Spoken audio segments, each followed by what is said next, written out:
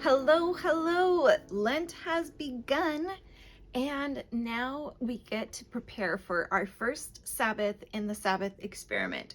So here is, again, some questions for you for our theme for the week, which is about rest and worship. So the question you have to ask yourself is, what is work to me?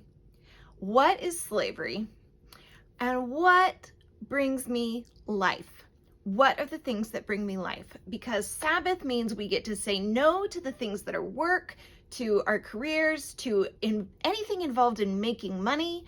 Those are the things that we take a break from on the Sabbath, and we get to pursue those things that bring us life. We get to rest. We get to indulge in time in our relationships and indulge our souls in the things that we feel like we never have time for, but that make us feel so good when we are done.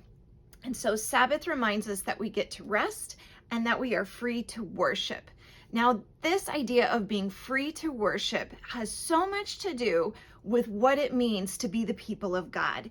In many, many places where God talks to the people about keeping Sabbath, he says it is so connected to the idea that God is the Lord, that God is the Lord over all.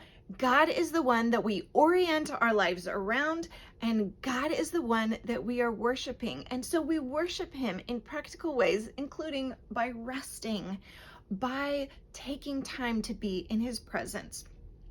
But on a practical note, what are the things that help us actually create an environment in our homes that allow us to rest?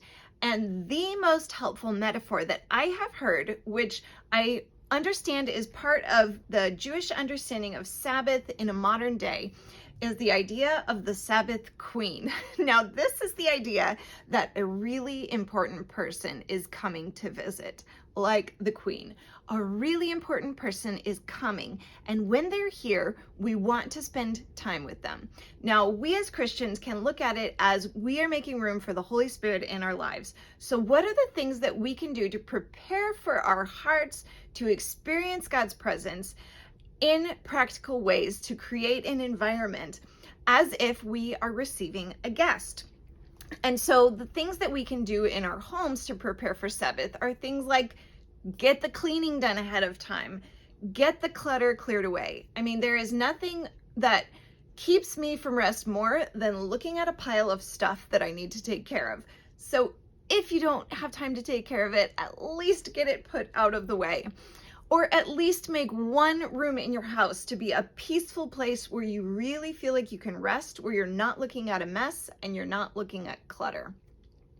And then the third thing is get the cleaning done, get the clutter out of the way, and do some meal prep ahead of time. If you were having a guest over, you would want to spend your whole time while they were there on really enjoying their presence. You would get your shopping done ahead of time. You would get your meal prep done ahead of time. And so I have some tips. If you have signed up for the Sabbath Experiment with me on my website, which you can find the link to below, if you've signed up there, then in your email today is a list of some of the things, some ideas for meal prep and some of the things that I do to help clean and get the clutter out of the way so I can have a restful experience on Sabbath and enjoy the presence of the Holy Spirit as if I was enjoying a guest that was an important guest that was coming. And then the third thing that I want to talk to you about, so we are talking about what is really restful, what does it mean to be free to worship? The second thing is, how do we prepare our environment for the important visitation of the Holy Spirit on the Sabbath? And the third thing that I want to talk to you about is the power of ritual. And many people use candles as a way to signify moving from the normal, ordinary space of the week and the normal way of life and into a sacred space.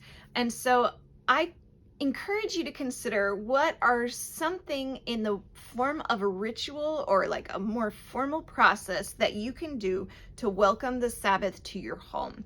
I will talk more about this in coming weeks, but at least this week, consider lighting some candles just before sundown and take some time to pray and to invite God's presence and to pray a blessing over the people in your home. Maybe do that right before your meal, in the evening, or whenever it seems to make sense. Maybe it would be right after the meal, but I love the idea of doing it right before you experience the meal together.